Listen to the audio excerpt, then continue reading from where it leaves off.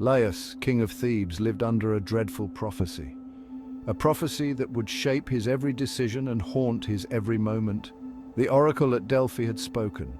Their words were chilling, echoing through the halls of his mind. His own son would kill him. The thought was unbearable, a nightmare he couldn't escape. This son would then marry his mother, creating a cycle of horror and shame.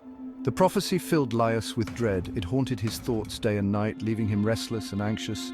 I love my wife, Jocasta. I want a family free from the curse of the gods. But this prophecy, it casts a long shadow, a shadow that darkens our future.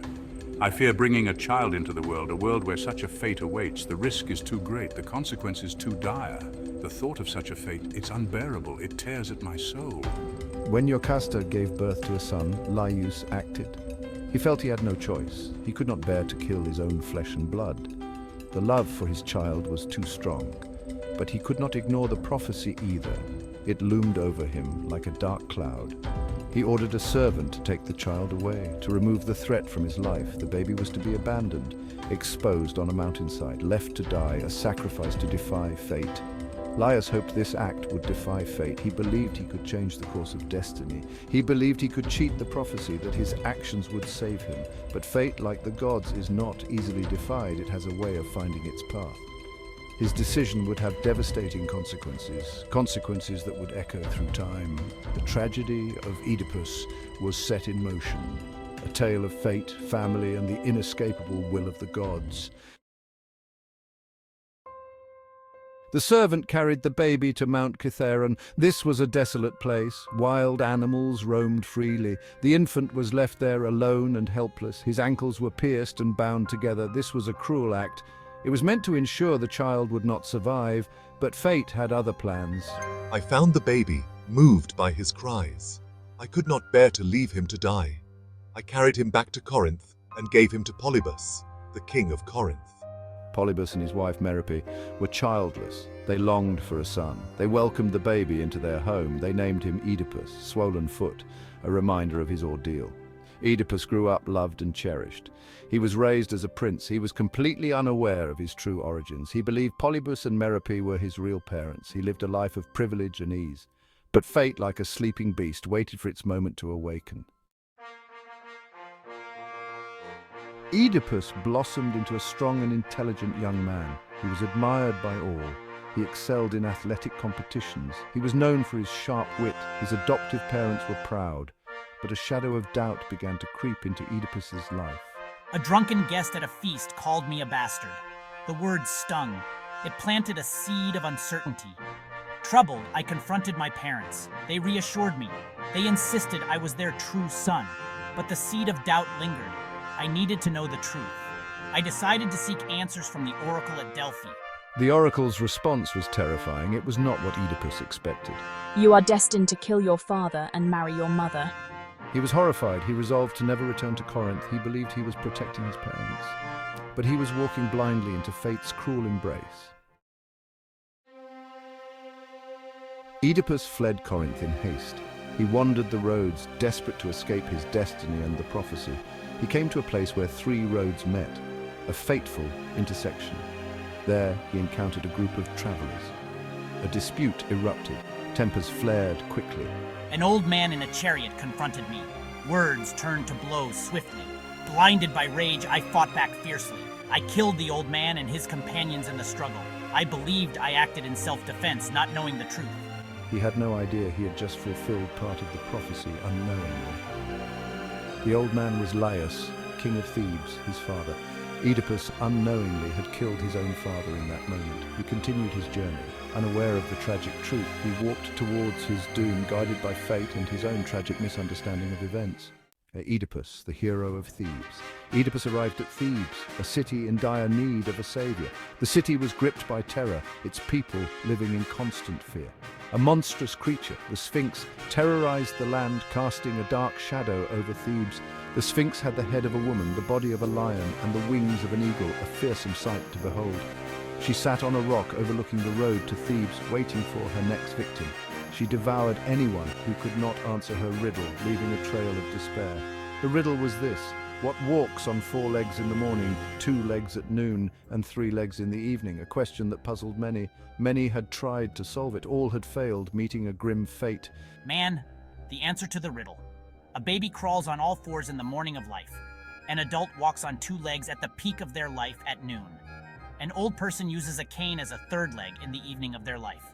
The Sphinx, defeated by Oedipus's wisdom, hurled herself from the cliff, ending her reign of terror.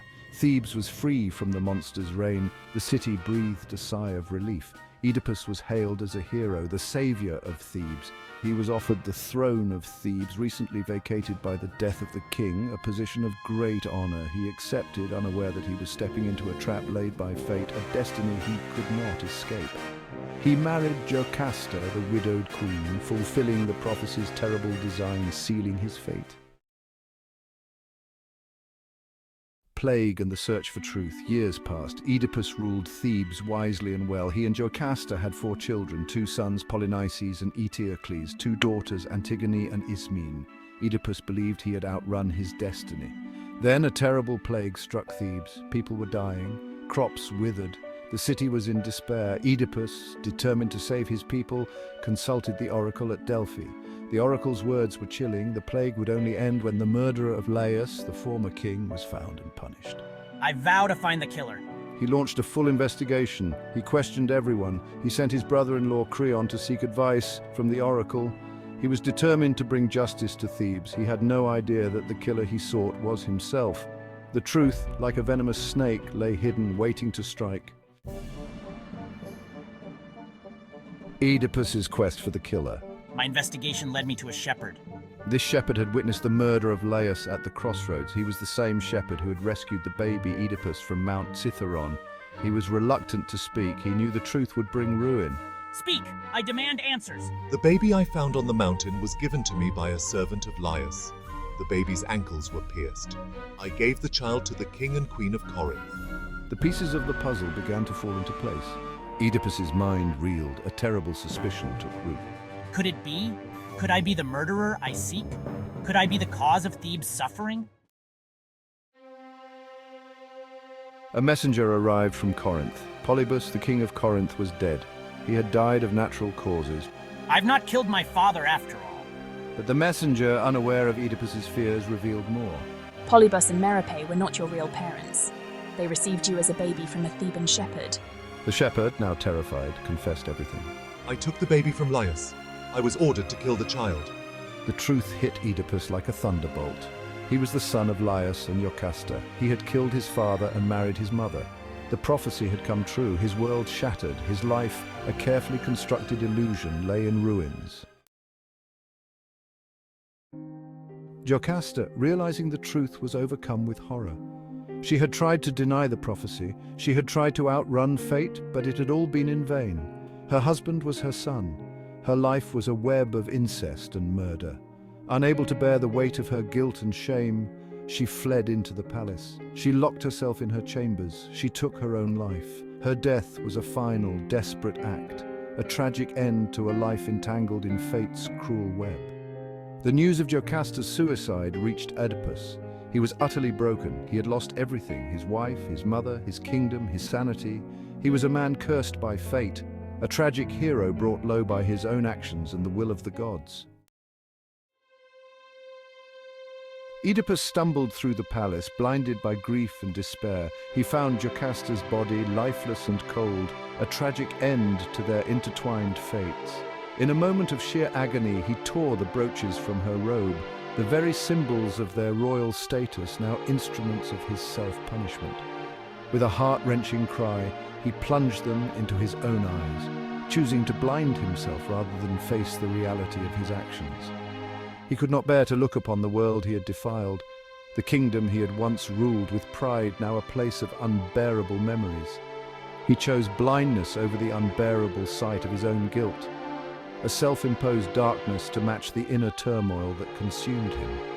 Oedipus, once a proud king, was now a blind and broken man, his regal bearing reduced to a shadow of its former glory. He was exiled from Thebes, condemned to wander the earth, a solitary figure in a desolate landscape, forever seeking redemption. His story became a legend, passed down through generations as a powerful reminder of the consequences of human actions. A cautionary tale about the power of fate, the futility of free will, and the devastating consequences of even the smallest actions, it resonated deeply with all who heard it.